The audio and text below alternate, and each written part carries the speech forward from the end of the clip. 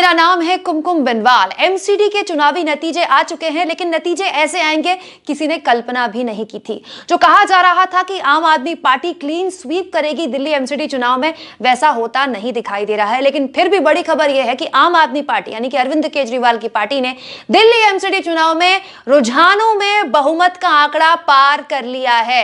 कुछ चैनल्स 131 सीटें दिखा रहे हैं एमसीडी में आम आदमी पार्टी की, और कुछ चैनल्स 129 सीटें दिखा रहे हैं। लेकिन कुल मिलाकर कुल जमा बात यह है कि 127 का जो जादुई आंकड़ा है वो रुझानों में आम आदमी पार्टी पार कर चुकी है। ये बहुत बड़ी खबर है और ये बहुत बड़ी जीत हर लिहाज से आम आदमी पार्टी के लिए है।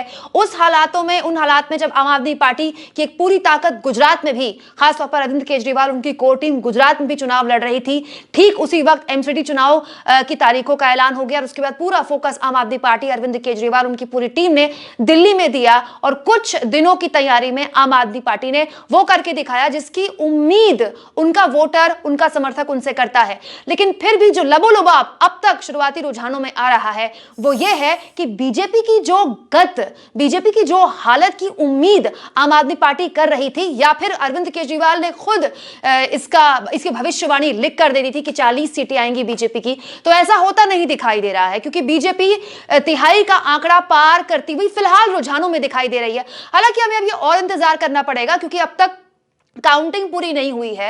लेकिन फिर भी अगर बीजेपी इन हालातों में, जबकि जमीन पर 15 साल से एमसीडी की सत्ता को लेकर बीजेपी में इतना भयानक, बीजेपी के लिए लोगों के अंदर इतना भयानक गुस्सा था, उसके बावजूद भी बीजेपी 3 का आंकड़ा पार कर लेती है और 106 के आसपास आ जाती है, तो भी ये बीजेपी के लिए एक बहुत बड़ी राहत होगी, एक ब्रीदिंग स्पेस होगी। दोस्तों, इन शुरुआती रुझानों में जो सबसे महत्वपूर्ण आंकड़ा है जिस पर गौर किया जाना चाहिए वो ये कि +78 सीटों से पिछली बार में इस बार रुझानों में आम आदमी पार्टी आगे चल रही है। बहुत बड़ी बात है, सबसे बड़ी पार्टी बनकर तो उभरी, साथ ही पिछले बार की परफॉर्मेंस को और बढ़ाते हुए +78 सीटों में आगे चल रही है। और जाहिर तौर पर इससे नुकसान बीजेपी को ही हो रहा है। और नुकसान कैसे हो रहा है? -57 सीटें लेकर सेकंड नंबर की पार्टी बनी हुई है बीजेपी और 105-106 के आसपास कहीं टिकी हुई है।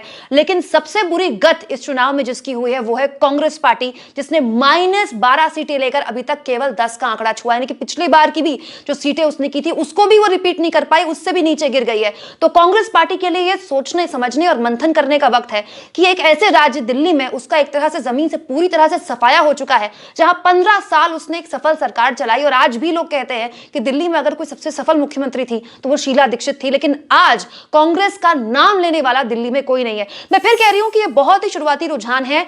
1 बजे के आसपास ये हम साफ तौर पर कह सकते हैं कि क्या वाकई अरविंद केजरीवाल का झाड़ू चल गया है बीजेपी पर और अरविंद केजरीवाल ने क्लीन स्वीप कर दी है, या फिर बीजेपी अपनी इज्जत बचाने में कम से कम कामयाब रही है। शुरुआती रुझान अभी फिलहाल ऐसा संकेत दे रहे हैं, लेकिन इंतजार कीजिए, 1-2 घंटे में पूरी तस्वीर हम आपके सामने साफ कर देंगे।